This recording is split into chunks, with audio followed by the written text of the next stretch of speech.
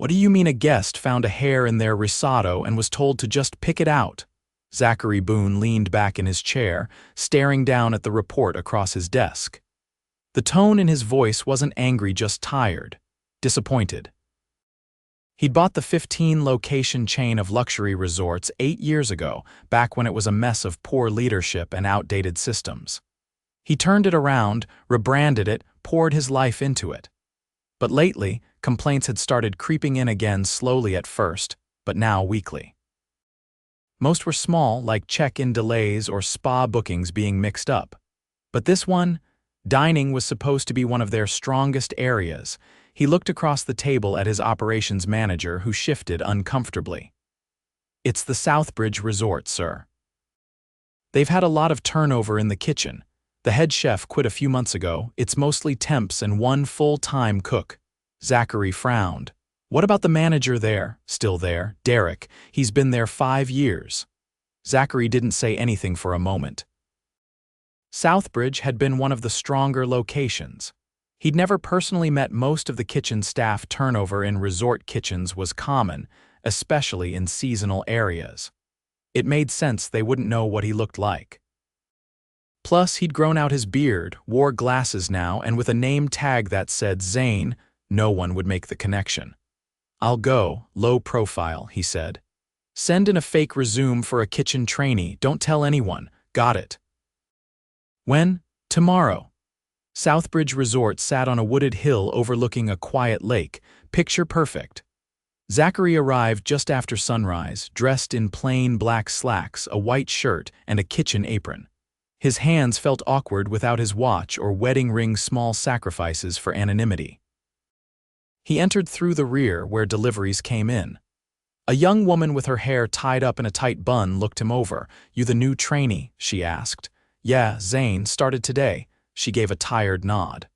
"I'm Zoe, line cook. You're with me." "Don't fall behind." The kitchen was already moving at full speed. The breakfast rush had started. Zachary Zane followed Zoe's lead, washing produce, restocking trays, and trying to keep out of the way. Zoe worked fast, efficient, focused. She didn't talk much, but she helped him quietly when he looked lost. She corrected him without making a scene. He noticed her checking the temperature of the fridge twice during the morning. She cared. Mid-morning, a man in his 50s with slicked back hair and a loud voice walked in. "Yo. Where's that French toast I called for 10 minutes ago?" he barked. Zoe didn't flinch. "It's coming, Derek." Zachary looked up. So this was the manager. Derek glanced at him. "You the new guy?" "Yeah, Zane." Derek gave a fake laugh. "Hope you can survive back here. Most don't. If it gets too hot, walk out the same door you came in." Zachary just nodded. At lunch, the real shock came. He was asked to help prep for a wedding, tasting small portions, plated beautifully. Zoe handled the proteins. Zachary was slicing vegetables when he saw something that made him freeze. The older cook, a tall man named Vince, opened a tray of food from the walk-in fridge. Inside were several plated chicken breasts already sauced, clearly from a previous event. The sauce had dried around the edges. Zachary watched as Vince scraped the chicken into a new pan, added fresh sauce on top, and started garnishing. "Hey," Zachary said, keeping his voice low. "Where's that from?" Vince looked over. "Leftovers from the wedding last night, still good, don't worry." "We always taste before serving. Shouldn't we cook it fresh?" Vince rolled his eyes. "You know what chicken costs these days. Manager says as long as it's not spoiled, we use it. Don't waste." Zachary didn't say anything, but his stomach turned. Later that afternoon, he found Zoe outside on her break, sitting on a crate behind the kitchen. "You ever notice stuff getting reused here?" he asked carefully. Zoe looked at him for a long moment. "You're new, you don't say anything yet, just watch." He nodded slowly. "Got it?" But inside, he was rattled. This wasn't just a bad cook, this was policy. Someone was telling staff to cut corners at a luxury resort, charging over $400 a night. That night, he sat in his room staring out at the lake. He felt sick. It wasn't just about food. It was about what the brand had become without him watching closely. He was done watching. Tomorrow, he'd dig deeper. By 6 the next morning, the kitchen buzzed again with prep work. Zachary tied his apron outside the walk-in, still processing what he'd seen the day before. He didn't need more evidence that standards had slipped. He needed to understand how deep the issue ran and who was benefiting from it. As he stepped inside, he noticed a new face at the prep table. A young man with dishwater blonde hair and an anxious look stood cutting melon with jerky, uneven strokes. "You knew too?" Zachary asked, keeping his tone easy. The guy nodded once without looking up. "First week, pantry and cold prep, name's Lewis." Zachary watched his technique for a moment. "Who trained you?" Lewis hesitated. "Nobody really. Vince told me to just copy what was already in the fridge." Zachary glanced at the slices, some nearly paper thin, others clumsy and thick. Not the clean, uniform presentation expected at a luxury resort. He didn't say anything more, just grabbed a cutting board and started helping. Lewis looked relieved but didn't speak again. By midday, the pressure ramped up. A corporate client had booked a lunch event for 28 people, and the kitchen needed to send out plated entrees and appetizers simultaneously. Derek hovered near the expo station, shouting orders and checking his watch every few minutes. "Why are there only 3 of you on cold line?" He snapped without looking at anyone in particular. Zoe, wiping her hands quickly, answered while moving. "We're short. Nobody replaced the last 2 who quit." Derek waved her off. "Then move faster. Or I'll get temps who can." Zachary noticed Zoe's jaw tighten, but she didn't stop working. She plated with clean precision despite the chaos, while Vince barked at a dishwasher for rinsing too slowly. Zachary moved between prep and plating, keeping his head down and his eyes open. At one point, a server rushed back in with a plate, face flushed. "Table 9 says the salmon's undercooked." Vince snatched the plate, gave one glance, and muttered, "They don't know what medium rare is." "I think the center's raw. It's fine. Put it back under the lamp for a minute." "Tell them the chef apologizes." Zachary stepped closer. "Shouldn't we refire it?" Vince didn't even look at him. "Go dice more dill. Let the grown-ups cook." Later in the afternoon, Zachary found Zoe restocking the dry storage. The walk-in door was propped open with a metal tray, a violation. He shut it gently and leaned against the shelf. "How long's Derek been like this?" Zoe didn't answer right away. She folded a strip of masking tape labeling a new bin. "He used to be fine. Then about a year ago, the GM got replaced. New guy barely leaves his office. Since then, Derek's been doing whatever he wants. Anyone report it to who? HR's off-site. And last time someone complained, their hours got cut." Zachary nodded slowly. "What about Vince?" "Hasn't followed a recipe since spring, uses whatever's around. Says it's creative control." She didn't sound bitter, just exhausted. Zachary was struck by how much restraint she showed. No gossip, no grandstanding, just facts, quiet professionalism. "What keeps you here?" he asked. She paused, then answered without looking up. "I need the insurance. My sister's got health problems. I can't risk losing coverage." That hit harder than he expected. He started to say something but stopped when Derek's voice echoed down the corridor. "Zane, where the hell's the brie? You check in the truck delivery or not?" Zachary stepped out, wiping his hands.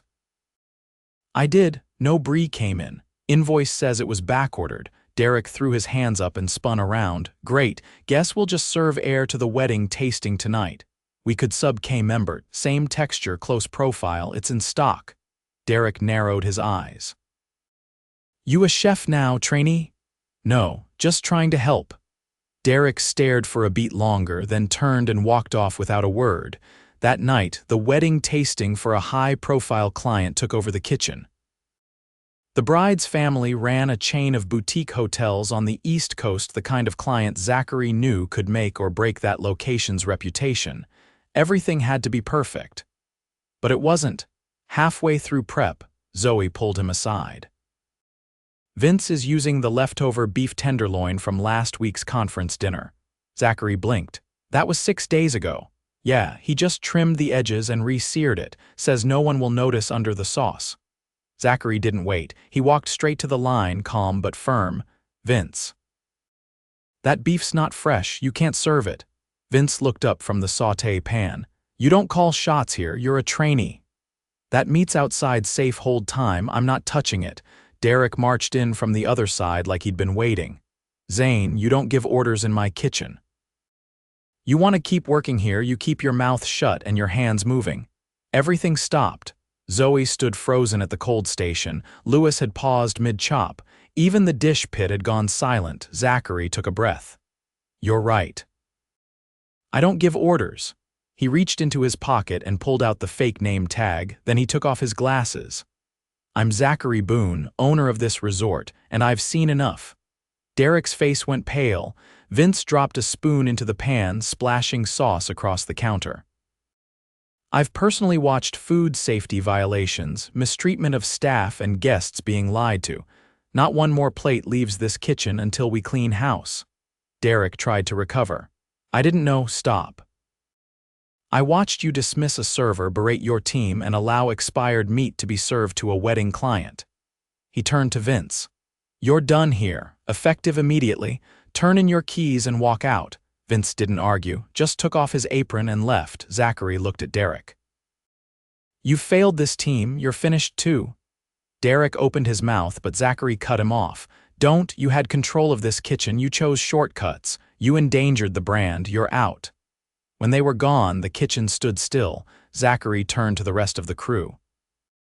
We'll shut down dinner service tonight, I'll take the PR fallout, but no more lies. Starting tomorrow, we rebuild. No one spoke. Then Zoe stepped forward and asked, what about the wedding tasting? Zachary looked at the clock. We've got 2 hours. Let's do it right. She nodded once and turned back to the cold table. Zachary rolled up his sleeves and stepped into the prep line. The next morning, Zachary returned to the Southbridge kitchen in a clean chef's jacket, no name tag, no disguise. The staff who had witnessed the night before were already moving with a different energy, quieter but more focused. There was no celebratory mood, no sudden turnaround, just a shift in posture like people waiting to see what came next. He didn't make a speech. He just got to work.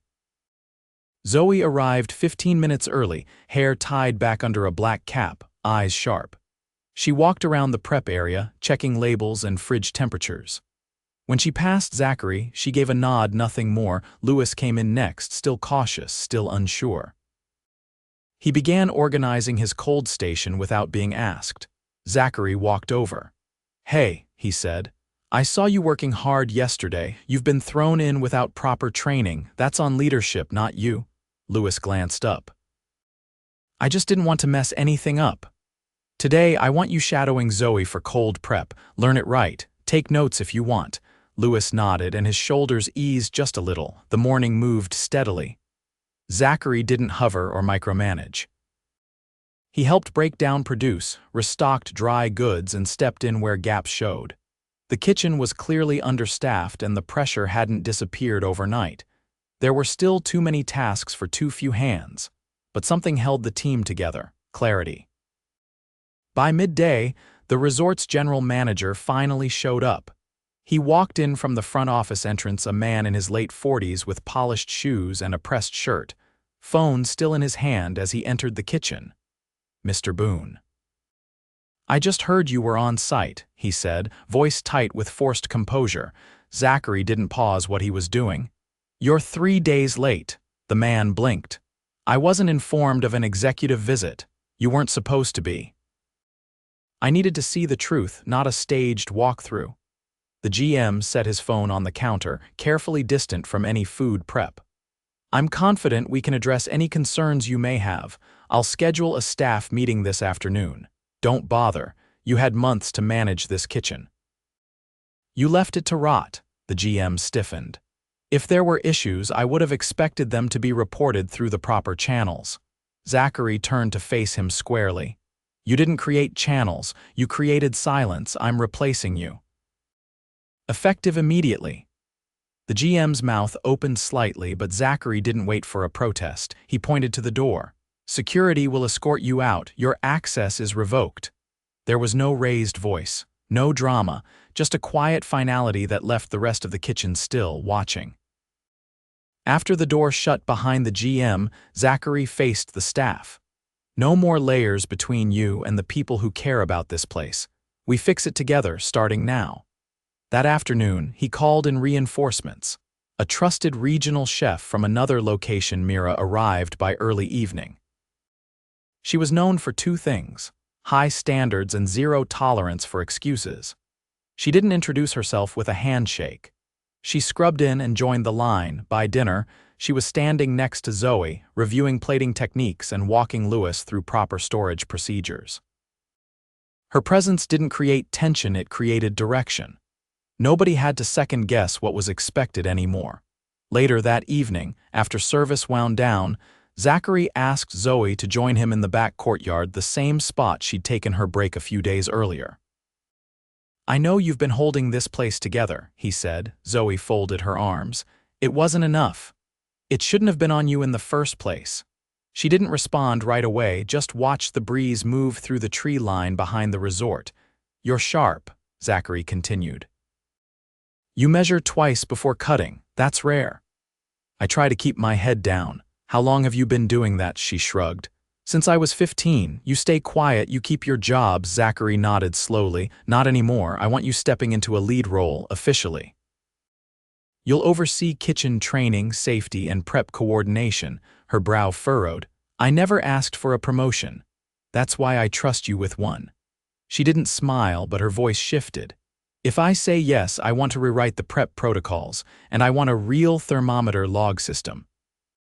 Not just scribbled numbers on masking tape. You'll have it. And Louis needs a proper orientation packet, not just watch and figure it out." "Done," she gave a slight nod, "nothing more." Inside, Mira had pulled Louis aside and was showing him how to calibrate a digital thermometer using an ice bath. His hands still trembled slightly, but he was absorbing it. Zachary stepped over. "How'd it go today?" Louis glanced at Mira, then back. "I didn't ruin anything." "That's a start." Mira handed Louis a labeled binder. "You're taking this home. Study pages 1 through 10 tonight, cold prep charts holding times and knife safety. Tomorrow we test you." Louis's eyes widened slightly. "I've never had a test at a job before." Mira raised a brow. "You've never had a real kitchen before." Zachary didn't say anything, just stepped away toward the edge of the kitchen, where a wall calendar showed upcoming event bookings. The next weekend was packed. 2 weddings, a corporate retreat, and a wine-pairing dinner. He glanced back at the staff still cleaning down stations. No one had left early. No one was dragging their feet. They weren't fixed yet, but they were finally moving forward. He picked up his phone and called the regional HR director. "Send me 2 more full-time cooks. I want them here by Friday, and find me a permanent executive chef for Southbridge, someone who can lead, not just manage." He hung up and looked back at the clock. Nearly 11. Zoe was still wiping down the cold station. Louis was stacking sanitized bins. Mira was reviewing inventory. Zachary didn't say anything more that night. He just flipped off the kitchen lights, one switch at a time, and left the doors open behind him for the first time in a long while, on purpose. By the end of the week, the Southbridge kitchen was running clearer, tighter. Not fast yet, but cleaner. The mess Zachary had uncovered hadn't been the kind that could be wiped up overnight. Rebuilding trust, accountability, and basic food safety was proving to be a grind, but it was happening. Each morning started an hour earlier now by necessity. Staff were still stretched. Zachary knew that. He hadn't forgotten the open positions, and he refused to let anyone carry more than they should. 2 additional cooks arrived late Thursday, one from a nearby resort, one a new hire with hotel banquet experience. Both were quiet, observant, and spent their first shifts shadowing Mira or Zoe without complaint. Friday night was the wine-pairing dinner, 7 courses. The kitchen ran lean, but there was no panic. Zachary worked the line alongside Mira. He didn't ask for special treatment, didn't excuse himself from cleanup, and didn't take breaks others didn't get. If he was tired, he didn't show it. After service, Zoe lingered outside, her arms crossed against the chill in the air. Zachary joined her, leaning against the rail, watching the last of the dining guests filter toward their rooms. "You didn't have to stay this late," she said without looking at him. "I did." His voice was even. "I've come to understand how things look different from this side of the kitchen door." She nodded once, her gaze steady toward the dark tree line. "You're not here for applause, are you?" "No." "Good. Because I think people are still deciding what to do with you." "That's fair." She shifted her weight slightly, then asked, "What happens when you leave again?" "I'll still be watching," he said. "But from now on, this place gets a leadership structure that doesn't vanish the moment something gets hard." Before she could respond, Mira stepped out, wiping her hands on a towel. "Heard the GM is gone," she said plainly. Zachary nodded. "Good, place needed oxygen." Zoe looked between them. "You sticking around?" Mira tilted her head. "Maybe, depends who's stepping up." Zachary turned to Zoe. "She's not talking about me." Zoe's brow lifted slightly. "You want me to run this kitchen? I want you to own it with support. You're not doing it alone, and you're not being thrown into the fire.